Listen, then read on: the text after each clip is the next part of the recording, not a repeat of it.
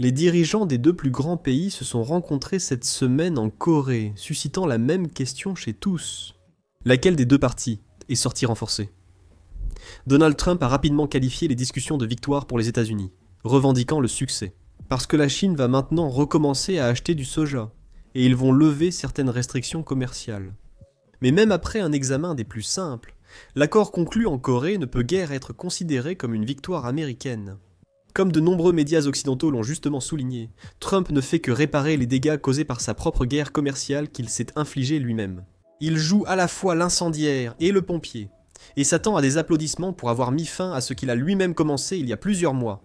Et comme nous le verrons dans la vidéo d'aujourd'hui, il est clair que les États-Unis ont fait plus de concessions à la Chine, tandis que le gouvernement de Pékin en est clairement sorti vainqueur. Mais cette histoire va bien plus loin qu'un simple accord commercial. En Corée, les États-Unis ont découvert pour la première fois que la Chine est une superpuissance économique. Une superpuissance équivalente aux États-Unis, qu'on ne peut intimider. Les répercussions de ce moment sont énormes. Les conséquences politiques et narratives se font sentir dans tous les coins de Washington et dans les médias traditionnels. Ce résultat commercial a bouleversé les règles du jeu. Tout devient possible entre les États-Unis et la Chine. Reconnaître la position de Pékin sur Taïwan, envisager le retrait militaire américain de l'Indo-Pacifique et normaliser les échanges commerciaux. Tout cela est possible désormais, car les États-Unis doivent accepter la Chine comme puissance égale. C'est pourquoi vous devez regarder la vidéo d'aujourd'hui, car cette rencontre va littéralement changer tout ce que nous savons sur l'avenir de notre monde. Mais commençons d'abord par dépasser toute la propagande et la rhétorique autour de cette rencontre, et concentrons-nous sur ce qui en est réellement ressorti. Bloomberg a listé les gagnants et perdants de la trêve tarifaire Trump-Xi, avec des économistes évaluant les concessions des deux parties. Du côté américain, plusieurs mesures claires se démarquent. Washington a baissé les droits de douane sur les produits liés au fentanyl de 20% à 10%. Les États-Unis ont également suspendu l'extension de 50% de la liste des entités, qui a récemment connu une forte augmentation du nombre d'entreprises chinoises visées par des sanctions commerciales. Mais voici la concession majeure qui, honnêtement, était complètement choquante. Trump a accepté de retirer sa menace de droits de douane de 100% et n'imposera à la Chine qu'un tarif de 10% pendant 12 mois. Je n'en croyais pas mes oreilles en entendant cela, car cela montre le manque de stratégie du gouvernement américain dans cette guerre tarifaire mondiale. Nous avons gaspillé 6 mois de commerce mondial pour finalement revenir au point de départ et retrouver le même taux de droits de douane. Nous avons toujours appliqué à la Chine un simple 10%, qui est d'ailleurs le taux de base des droits de douane, avec tous les autres pays du monde, y compris les alliés les plus proches des États-Unis. On peut se demander, quel était le but de cette guerre tarifaire ? Voyons maintenant ce à quoi Pékin accepte de se soumettre. La Chine va lever ses contrôles, récemment renforcés sur les exportations de terres rares, pour les 12 prochains mois, et elle va reprendre l'achat de soja américain, ce qu'elle faisait déjà avant le début de la guerre commerciale. La Chine s'est aussi engagée à limiter l'exportation de produits chimiques servant à fabriquer le fentanyl. Cependant, les autres concessions chinoises demeuraient floues, se limitant à des déclarations générales sur la coopération énergétique et un engagement à trouver une solution pour TikTok. Finalement, l'économiste de Bloomberg a conclu. Je pense que, quelle que soit la façon dont on additionne tout cela, la Chine s'en sort un peu mieux, en cédant moins que ce que les États-Unis ont concédé. Je pense que les faucons à Washington partagent en ce point de vue. Mais un fait marquant est survenu après l'accord commercial en Corée. Plutôt que de présenter cela comme une nouvelle bataille dans une guerre plus vaste, avec la Chine comme adversaire éternel, Trump a présenté la rencontre comme une acceptation de la Chine en tant que père, et a accordé au pays un certain respect. Cela n'avait jamais été accordé auparavant. Cela a été confirmé dans la publication de Trump sur Truth Social après la rencontre, lorsqu'il a déclaré « Ma réunion G2 avec le président Xi a été excellente pour nos deux pays. Cette rencontre mènera à une paix et un succès éternel. Que Dieu bénisse la Chine et les États-Unis. Merci à tous. » C'est une déclaration majeure, et je vais expliquer ce que cela implique pour l'avenir de notre monde. Même Donald Trump, l'homme le plus puissant du monde, comprend désormais que collaborer avec la Chine est la seule solution. Avec ce tweet, Trump a admis que la période où les États-Unis étaient la seule superpuissance est finie. Et qu'à partir de maintenant, nous vivons dans un monde multipolaire avec les deux superpuissances que sont les États-Unis et la Chine. Mais cette déclaration envoie aussi un second message, subtil mais majeur. Pensez à qui Trump exclut en parlant de la Chine et des États-Unis comme le G2. C'est essentiellement une gifle aux autres puissances occidentales du G7 qui, Trump dit littéralement ici, qu'il les considère comme moins puissants et moins importants que son nouveau père en Chine. Malgré toutes ces politiques erratiques, Trump a été incroyablement constant dans son manque de respect et son mépris envers ses alliés européens.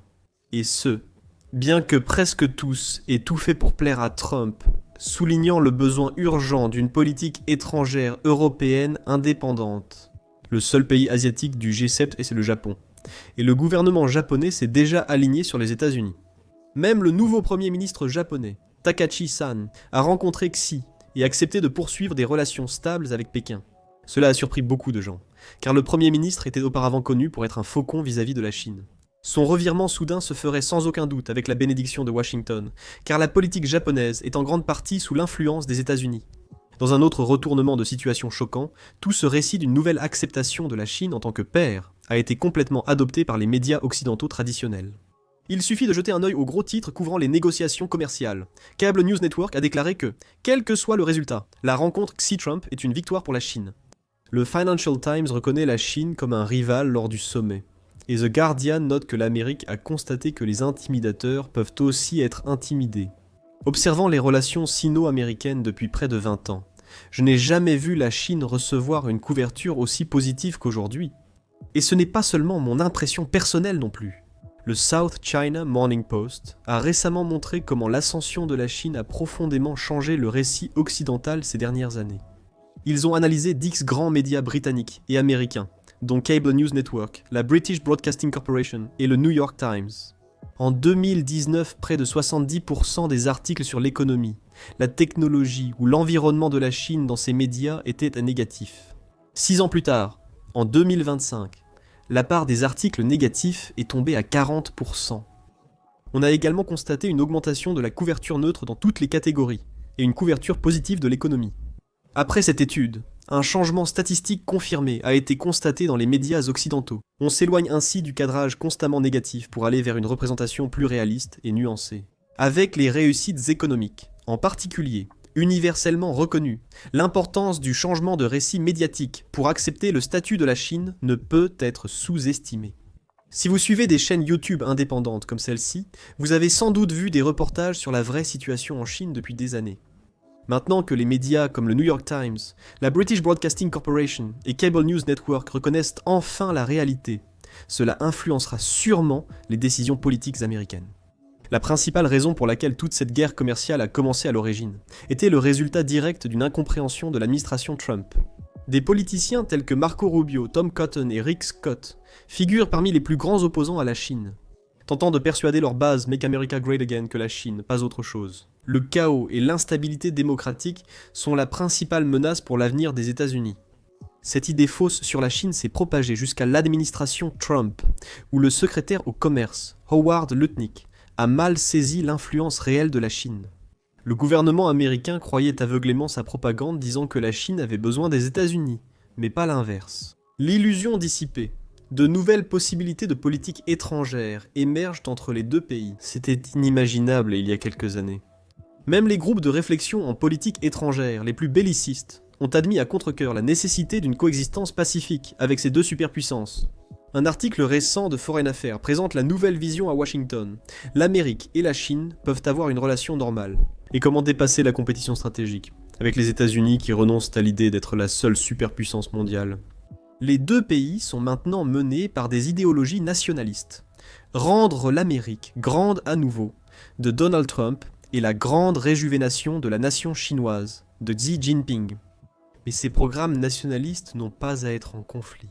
En fait, les deux nations pourraient bien soutenir l'essor l'une de l'autre, ou, au minimum, ne pas se mettre mutuellement des bâtons dans les roues. Économiquement, les deux nations pourraient établir des domaines de coopération bien définis, tout en préservant des frontières claires d'indépendance. Les investissements cibleraient des secteurs jugés bénéfiques par les deux pays. Cette approche permettrait aux deux parties de profiter de la relation économique sans que l'une domine l'autre. Au sujet de Taïwan, cette vision privilégie une stratégie de désescalade diplomatique. Les États-Unis pourraient revoir leur position sur l'indépendance de Taïwan, et Pékin pourrait alléger sa posture militaire. Cela offrirait une chance de réunification pacifique, correspondant à la vision de Donald Trump sur la négociation et son souhait d'être vu comme président de la paix. Cette nouvelle vision révolutionnaire de la relation pourrait bien être l'avenir le plus réaliste entre les deux pays. Seul l'avenir nous dira si ce respect nouvellement acquis durera. Mais s'il y a une chose que l'administration Trump nous a apprise, c'est de ne rien prendre pour acquis. Mais ne vous y trompez pas, cette relation a profondément changé après les discussions de cette semaine en Corée. Deux faits sont indéniables. D'abord, les États-Unis ont été dépassés dans cette guerre commerciale. Alors que Donald Trump a déclaré avec assurance qu'il détenait tous les atouts, la Chine a montré que les cartes que Trump tient sont en réalité fabriquées en Chine.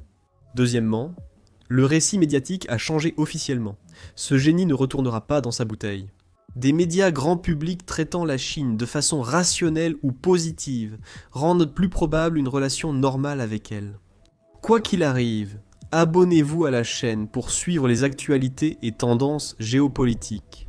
Comme le montre 2025, de telles histoires incroyables surgissent chaque semaine.